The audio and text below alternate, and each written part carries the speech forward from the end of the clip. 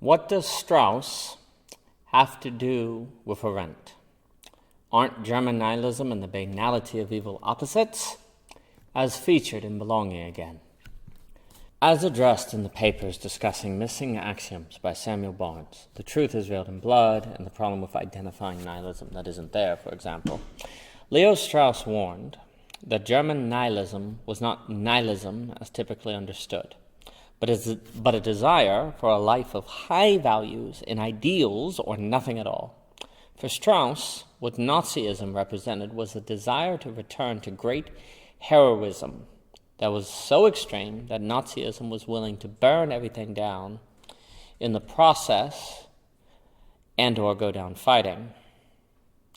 And yet Hannah Arendt described Nazism as characterized by the banality of evil, which seems like the exact opposite of what Strauss described. So what does Strauss have to do with Arendt?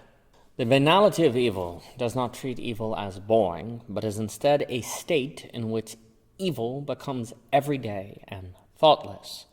The phrase, the routine of evil, would almost get closer to the truth. This suggests one reason why Arendt and Strauss are considered opposites, a misunderstanding of the word banality. But we can start to see how Strauss and Arendt can come together. For while German nihilism can be an extreme desire to regain values, heroism, ethics, and other givens, the banality of evil is what can emergently set in within those givens once they are reestablished. As stressed throughout Belonging Again, the banality of evil doesn't refer to some Milgram experiment where average citizens do what they are told, like people pressing an electric shock button because someone in a lab coat told them to do it. Eichmann is often viewed as a paramount example of following orders mindlessly. And though thoughtlessness is important to Arendt's philosophy of evil, that thoughtlessness is critically distinct from what is described in the Milgram experiment, even if there is overlap. The source of Arendt's thoughtlessness is not primarily from authoritarian leaders, but from the givens of a social order in which the leaders can be caught up just as much as the citizens. It emerges within versus over the everyday interactions, images, ideas, values, and the like, which compose a people's normal lives. Evil that occurs this way is banal because it is everyday, not because it is a kind of bored and mindless following of leaders. And since every revolution, social uprising, and the like must eventually establish a new everyday way of life, or banality, there is no movement which can avoid the possibility of the banality of evil. German nihilism can be helpful to explain how Nazism rose to power, and the banality of evil can describe the state in which arose once German nihilism prevailed. But this suggests a great irony, for German nihilism seems to arise precisely against banality and a general loss of grandeur. Eichmann can be viewed as the opposite of a German nihilist, a kind of failure, and yet Eichmann might be its logical outcome. As discussed in The Age of Hysteria by O.G. Rose, Freud could prove useful for grasping this irony of Nazism through masculine and feminine archetypes.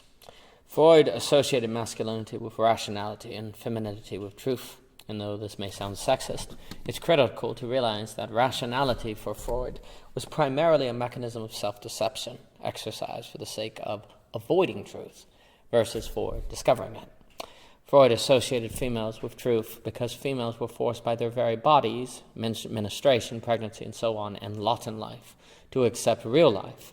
And in the truth of real life being hard, hysteria was a natural response to it.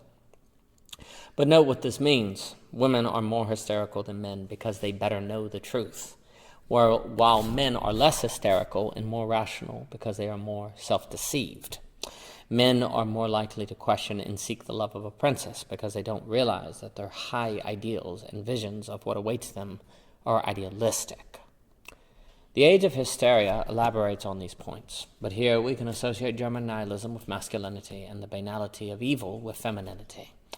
The German nihilist rises up to restore a life of grandeur as the male embarks on a quest with similar hopes, only for both to eventually encounter the hysterical truth that grandeur, as socially constructed, was always idealistic and delusional.